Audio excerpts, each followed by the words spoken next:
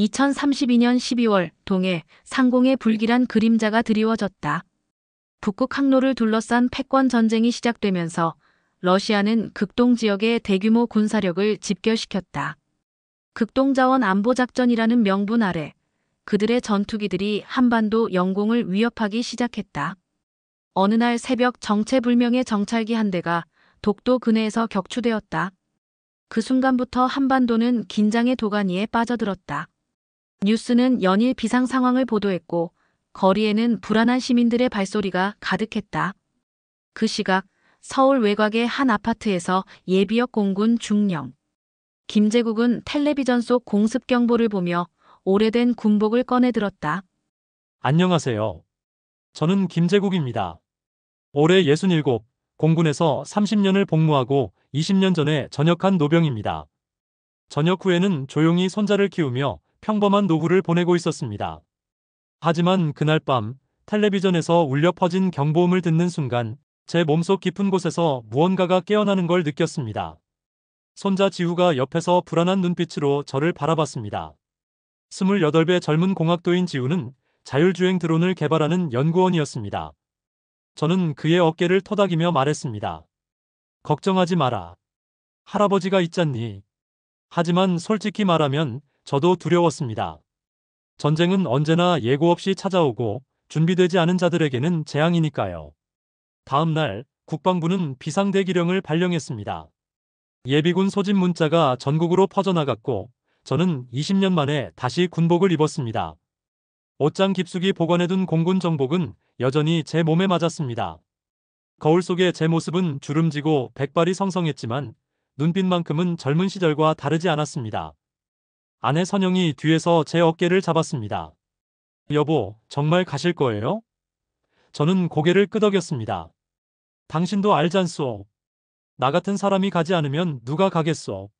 선영은 간호장교 출신답게 눈물 한 방울 흘리지 않고 제 군복깃을 바로 세워주었습니다.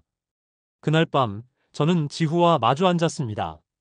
지후야, 네가 만든 드론, 그거 군사용으로 전환할 수 있겠니? 지후는 잠시 망설이다가 고개를 끄덕였습니다. 할아버지, 전 과학기술로 사람을 돕고 싶었어요. 전쟁 무기를 만들고 싶지 않았고요. 저는 그의 손을 잡았습니다. 지후야, 조국을 지키는 것도 사람을 돕는 일이란다. 우리가 싸우지 않으면 이 땅의 모든 사람이 위험해진다. 그날 이후 저와 지후는 밤낮 없이 드론 개조 작업에 매달렸습니다. 시간이 없었습니다. 동해 상공에서는 러시아 정찰기들이 계속해서 영공을 침범했고 우리 공군은 긴급 출격을 반복했습니다. 전쟁은 이미 시작되고 있었습니다. 12월 15일 새벽 5시 독도 근해에서 첫 번째 충돌이 발생했다.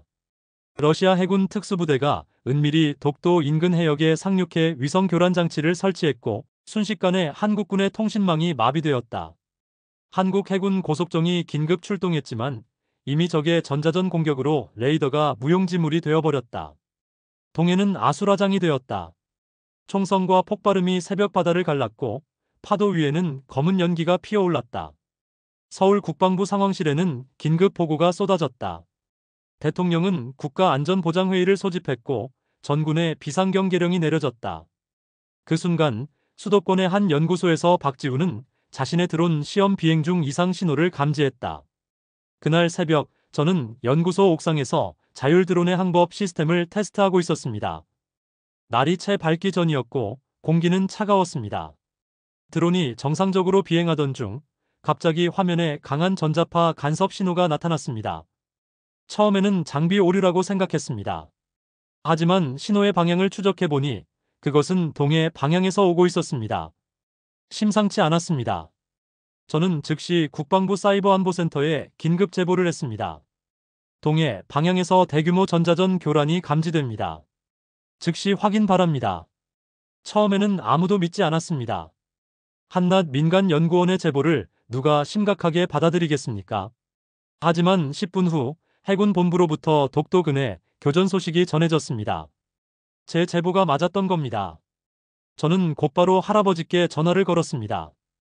할아버지, 전쟁이 시작됐어요. 할아버지의 목소리는 침착했습니다. 알고 있다. 지금 당장 연구소 자료를 백업하고 집으로 와라. 우리가 해야 할 일이 있다. 그날 저는 처음으로 제가 만든 기술이 무기가 될 수 있다는 사실을 깨달았습니다. 그동안 저는 드론 기술을 물류와 구조 활동에 사용하려고 개발해왔습니다. 사람을 죽이는 도구가 아니라 살리는 도구로 만들고 싶었습니다. 하지만 전쟁 앞에서 그런 이상은 너무나 무력했습니다. 할아버지 댁으로 돌아왔을 때 거실에는 이미 몇몇 예비역 장교들이 모여 있었습니다. 모두 할아버지의 옛 전우들이었습니다. 그들은 지도를 펼쳐놓고 작전을 논의하고 있었습니다. 저는 제 노트북을 열고 드론 설계도를 보여드렸습니다. 이 드론은 독립 주파수로 작동합니다. 전자전 교란에도 영향을 받지 않아요. 할아버지가 빙그레 웃으셨습니다. 역시 내 손자야. 이제 이걸 전투용으로 바꿔보자. 그날 밤부터 우리는 쉬지 않고 작업했습니다. 할아버지는 전술 자문을, 저는 기술 개발을 맡았습니다. 우리가 만든 드론은 단순한 정찰기가 아니었습니다. 적의 통신을 교란하고 실시간 전장 정보를 전송하며 필요하다면 소형 폭약을 탑재할 수도 있었습니다. 나흘 후 첫 번째 시제품이 완성되었습니다. 우리는 그것을 매라고 명명했습니다. 조국의 하늘을 지키는 맹금류처럼 적을 응징하라는 의미였습니다. 독도 전투 이후 일주일, 정부는 국가총력 동원령을 선포했다. 전국에서 예비역들의 자원 입대 행렬이 이어졌다. 50대, 60대의 장교들이 다시 군복을 입었고 젊은이들은 훈련소로 향했다. 대한민국은 다시 한번 전쟁의 시대로 돌아갔다. 김제국은 국방부로부터 특별 임무를 받았다. 민군 드론 지원단 창설이었다. 민간의 드론 기술과 군의 전술을 결합해 새로운 전력을 구축하는 것이 목표였다. 제국은 주저하지 않고 이 임무를 받아들였다. 그에게는 손자 지우라는 최고의 기술자가 있었고 평생의 전우들이 있었다. 그들은 부대 창설 일주일 만에 첫 작전을 수행했다. 제 이름은 김제국입니다. 전역한 지 20년 만에 다시 군복을 입고 서울 용산 국방부 회의실에 앉아 있었습니다. 국방부 장관이 직접 저를 호출했습니다. 김중령, 아니 김대령. 장관은 제 계급장을 한 단계 올려 부르셨습니다. 현 상황에서 우리에게 필요한 건 전통적인 전력이 아닙니다. 새로운 방식의 전쟁을 준비해야 합니다. 대령이 그 선봉에 서주십시오. 저는 고개를 끄덕였습니다.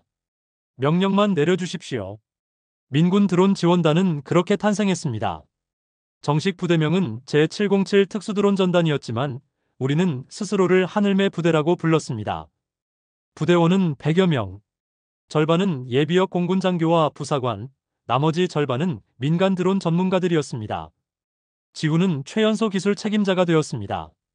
처음 부대원들을 집합시켰을 때의 광경을 잊을 수 없습니다. 70 가까운 노병부터 20대 청년까지 세대를 초월한 전사들이 한자리에 모였습니다. 저는 단상에 올라 말했습니다. 여러분, 우리는 정규군이 아닙니다. 우리는 예산도 부족하고 장비도 변변치 않습니다. 하지만 우리에게는 한 가지가 있습니다. 조국을 지키겠다는 의지입니다. 박수가 터져나왔습니다. 그날부터 우리는 훈련에 돌입했습니다. 젊은 공학도들은 군사 전술을 배웠고 노병들은 최신 드론 기술을 익혔습니다. 지우는 밤낮 없이 드론 소프트웨어를 업그레이드했습니다. 그가 개발한 자율비행 시스템은 놀라웠습니다. 인공지능이 스스로 적을 식별하고 최적의 공격 경로를 계산했습니다. 조종사 없이도 드론 편대가 협동작전을 펼칠 수 있었습니다. 2주일 후 우리는 첫 실전 투입 명령을 받았습니다. 강릉 앞바다에 러시아 정찰 함정이 출현했고 우리 해군이 견제하고 있었습니다. 하지만 적은 강력한 대공 방어망을 갖추고 있어서 우리 전투기가 접근하기 어려웠습니다. 저는 드론 30대를 출격시켰습니다. 새벽 4시 어둠 속에서 우리의 매들이 날아올랐습니다. 드론들은 저공으로 바다를 가로질렀고 적함의 레이더망을 피해 접근했습니다. 그리고 정확히 함교와 통신 안테나를 타격했습니다. 적함은 통신이 두절된 채 표류했고 우리 해군이 납포했습니다.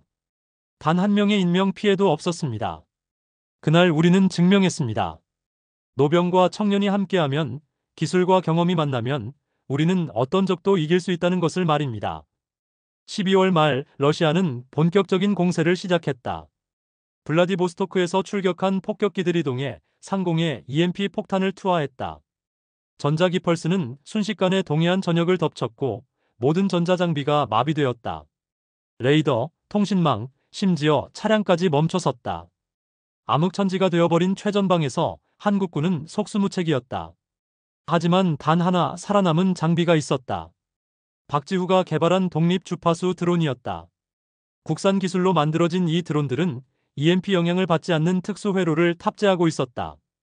김제국은 이 드론들을 이끌고 현역 공군 대령 정윤호와 합류했다. 동해 항로 확보 작전이 시작되었다. EMP 폭격 이후 동해안은 완전히 고립되었습니다. 통신이 끊기고 전력이 나가면서 군부대조차 제대로 작동하지 못했습니다. 저는 지후와 함께 강릉 공군기지로 이동했습니다. 기지는 혼란에 빠져 있었습니다. 그곳에서 저는 오랜 제자 정윤호 대령을 만났습니다. 윤호는 제가 20년 전 훈련시켰던 젊은 장교였습니다. 이제는 공군의 핵심 작전 지휘관이 되어 있었습니다. 선배님, 이 상황을 어떻게 타개해야 할까요? 윤호의 목소리에는 절박함이 묻어 있었습니다. 저는 지후를 불렀습니다. 우리 드론을 보여줘라. 지후는 노트북을 열고 드론 상태를 확인했습니다. 30대 중 28대가 정상 작동하고 있었습니다. 대령님, 이 드론들은 EMP 영향을 받지 않습니다. 우리가 적의 눈과 귀가 되겠습니다. 윤호는 놀란 표정으로 저를 바라봤습니다. 선배님, 이게 정말 가능한 겁니까? 가능하고 말고. 자네도 알잖나. 나는 불가능을 가능으로 만드는 사람이야. 우리는 즉시 작전을 개시했습니다. 드론들을 동해 상공에 전개해 러시아군의 움직임을 감시했습니다. 적들은 우리의 통신망이 마비된 줄 알고 대담하게 움직이고 있었습니다. 수송선 6척이 울릉도를 향해 접근하고 있었습니다. 저는 윤호에게 말했습니다. 대령, 우리 해군 잠수함은 아직 작동합니까? 예, 잠수함은 EMP 영향권 밖에 있었습니다. 좋아. 내가 적 함대에 정확한 좌표를 보내주겠네. 자네는 잠수함을 출동시키게. 지후의 드론이 실시간으로 적 함대의 위치를 전송했습니다. 우리 잠수함은 은밀히 접근해 어뢰를 발사했습니다. 적 수송선 2척이 격침되었고 나머지는 황급히 후퇴했습니다. 그날 밤 우리는 작은 승리를 거뒀습니다. 하지만 전쟁은 이제 시작일 뿐이었습니다. 러시아는 더 큰 공세를 준비하고 있었고 우리는 그것을 막아내야 했습니다. 윤호가 제 어깨를 두드렸습니다. 선배님, 이번엔 하늘 대신 신호로 싸우셔야 합니다. 저는 웃으며 대답했습니다. 하늘은 여전히 우리 편이야. 다만 이제는 드론이 우리의 날개가 되었을 뿐이지. 새해 첫날 러시아는 대담한 작전을 감행했다. 대형 수송기 편대가 야간에 수도권 외곽 파주 지역에 공수부대를 투하한 것이다. 수백 명의 특수부대원들이 낙하산을 타고 내려왔고 순식간에 경기 북부 일대를 장악했다. 서울이 위기에 처했다. 정부는 긴급 대피령을 발동했지만 수도를 버릴 수는 없었다. 한강 방어선 구축이 결정되었다. 정규군뿐 아니라 예비군, 민방위, 자원병들까지 총동원되었다. 김제국의 민군 드론 부대도 한강으로 이동했다. 그들은 드론 네트워크를 이용해 하늘의 방패를 구축하기 시작했다. 시민과 군인이 하나가 되어 조국의 심장을 지키려 했다. 러시아군이 파주에 상륙했다는 소식을 들었을 때 저는 서울에 있었습니다. 그들은 불과 30km 떨어진 곳까지 진격해 있었습니다. 거리에는 피난민들이 넘쳐났고 공포가 도시를 덮었습니다. 하지만 저는 도망치지 않았습니다. 아내 선영도 손자 지후도 마찬가지였습니다.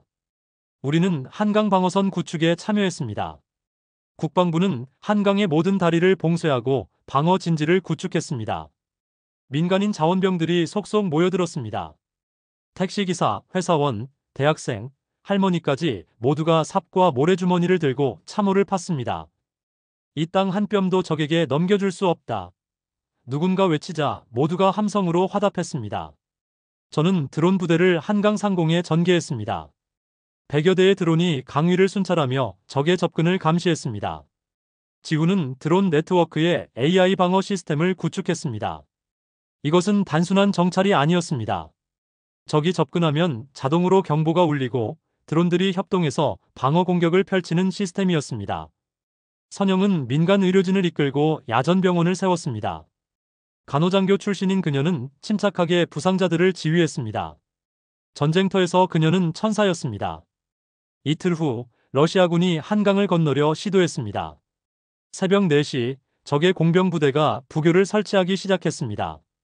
저는 즉시 드론 공격을 명령했습니다. 30대의 드론이 일제히 급강하했습니다. 소형 폭약을 장착한 드론들이 적의 부교를 파괴했습니다. 강물 위로 불기둥이 솟아올랐습니다. 적은 후퇴했지만 곧 전차 부대를 앞세워 다시 공격해왔습니다. 한강변은 전쟁터가 되었습니다. 포성과 총성이 밤하늘을 가득 메웠습니다. 하지만 우리는 버텼습니다. 정규군과 예비군, 민간 자원병이 한 몸처럼 움직이며 적의 진격을 저지했습니다. 강변의 한 참호에서 젊은 대학생이 외쳤습니다. 한강은 못 건넌다.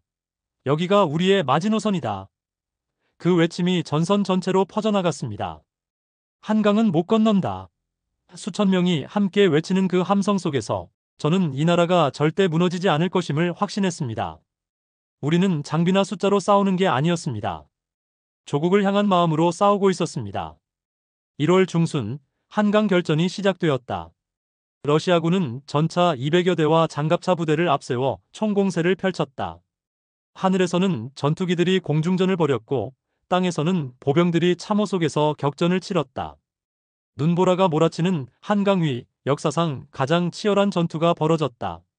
김제국은 지휘소에서 전체 드론 네트워크를 총괄했다. 한국군은 새로 개발한 자율 AI 전투기 100호를 투입했다. 지후의 기술이 집약된 이 전투기는 조종사 없이도 적기를 격추할 수 있었다. 전세는 팽팽했다. 양측 모두 한 발짝도 물러서지 않았다. 그때 러시아군이 마지막 카드를 꺼내들었다. 전자폭풍 공격이었다. 거대한 EMP 폭탄이 한강 상공에서 터졌다. 그날의 전투를 평생 잊지 못할 것입니다. 눈보라가 휘몰아치는 한강변 적의 전차들이 강을 건너오고 있었습니다. 우리 드론 부대는 최대 전력으로 맞섰습니다.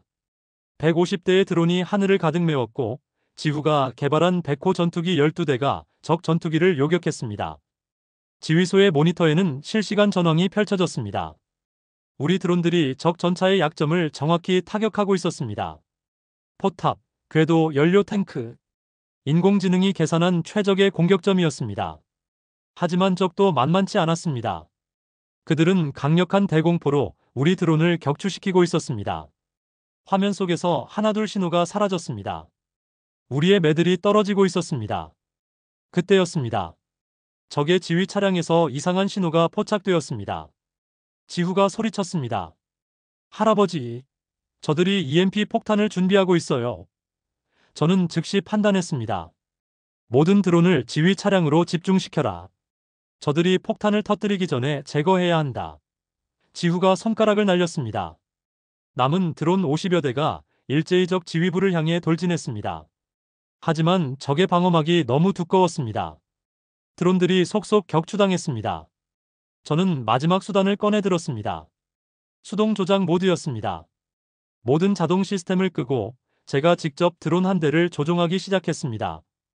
20년 전 전투기를 조종하던 그 감각이 되살아났습니다. 저는 적의 대공포 사이를 비집고 들어갔습니다.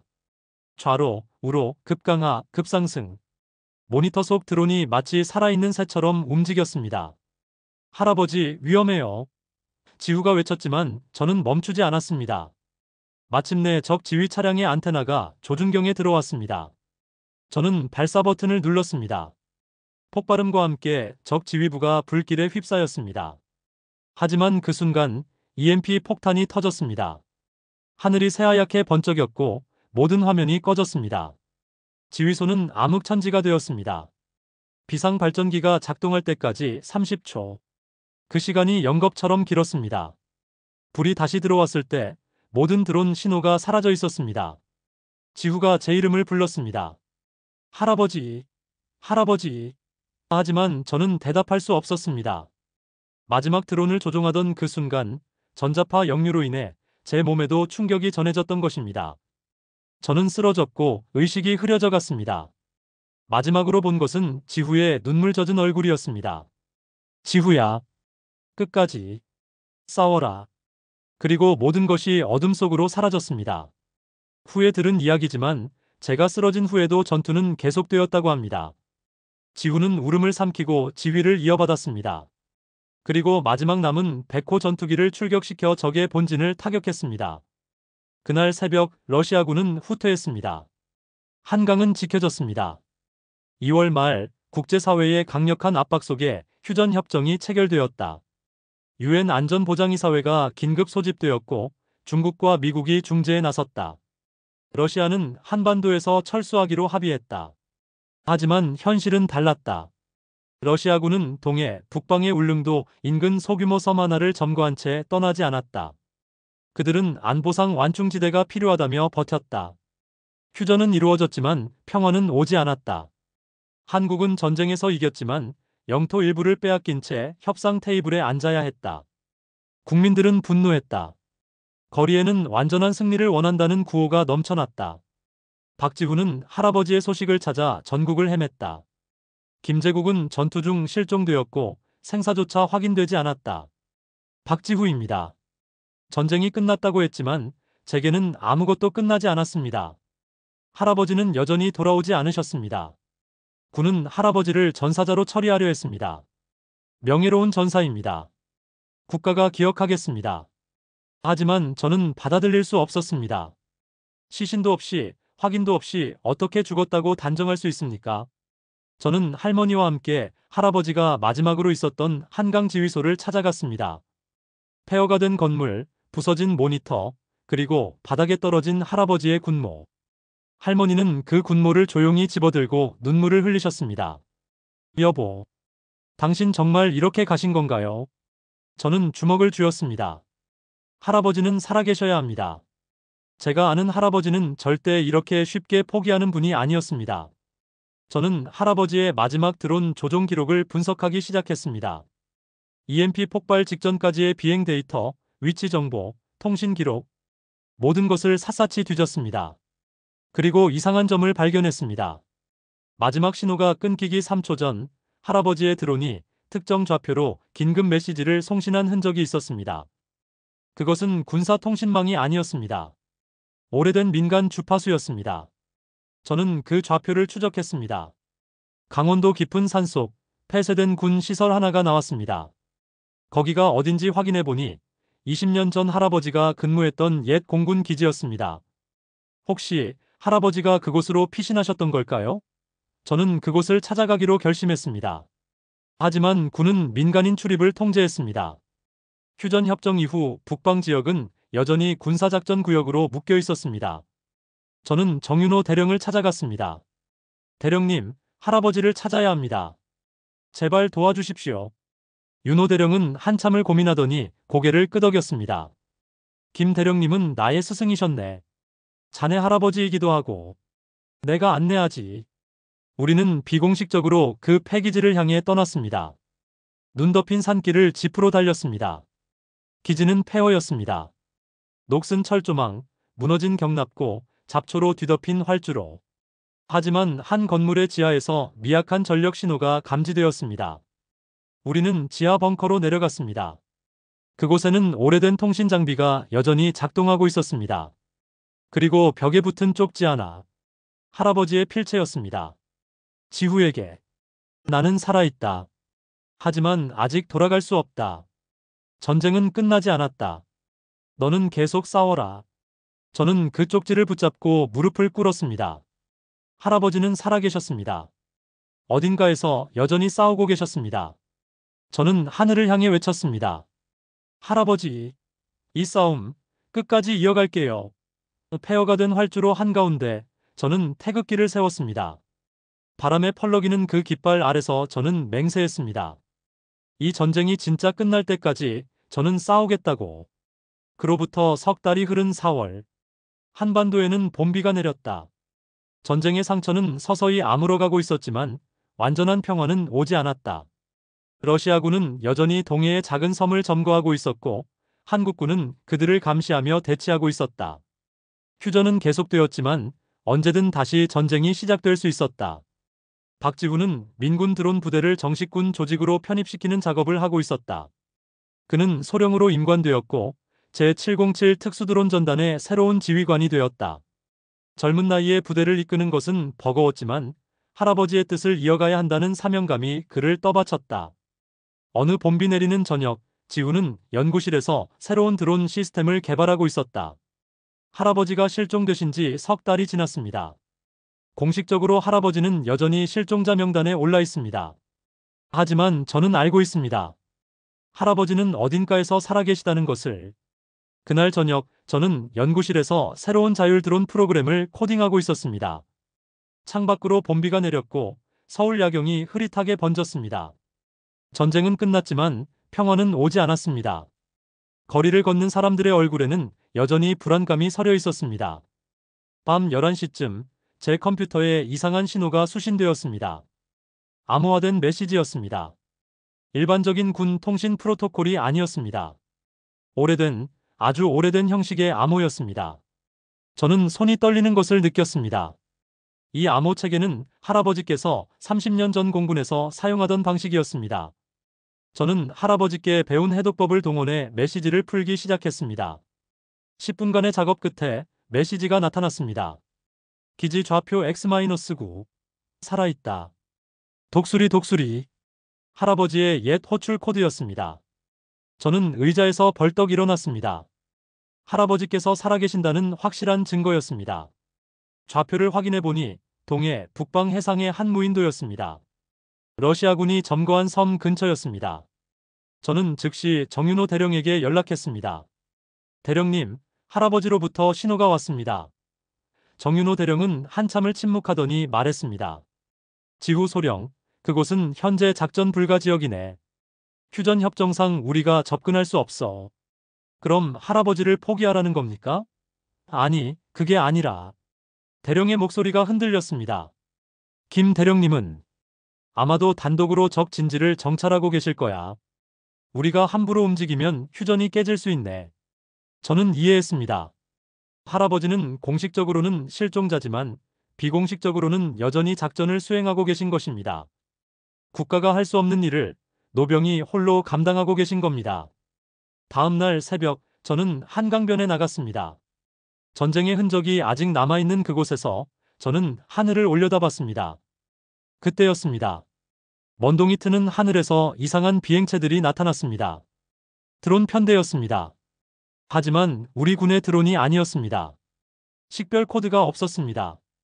그 드론들은 한강 상공을 조용히 가로질러 북쪽으로 날아갔습니다. 누가 만든 것인지, 어디로 가는 것인지 아무도 몰랐습니다. 하지만 저는 알았습니다. 그 드론들의 비행 패턴, 편대 구성 방식, 그것은 할아버지께서 개발하신 전술이었습니다. 할아버지는 어딘가에서 여전히 하늘을 지키고 계셨습니다. 보이지 않는 곳에서 누구도 모르는 방식으로. 저는 그 드론들이 사라지는 하늘을 바라보며 경례를 올렸습니다. 할아버지, 저도 계속 싸우겠습니다. 이 전쟁이 진짜 끝날 때까지.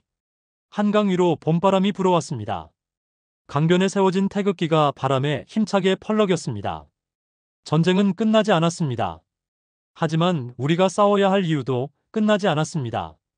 화면은 천천히 태극기를 비추며 멀어지는 드론 편대의 실루엣과 함께 어두워집니다. 그리고 자막이 떠오릅니다. 대한민국은 끝까지 싸운다. 보이지 않는 곳에서도, 잊혀진 영웅들의 손으로도. 이 땅이 진정한 평화를 되찾을 때까지. 이 이야기를 재밌게 보셨다면 구독, 좋아요, 알림 설정은 영상 제작에 큰 힘이 됩니다.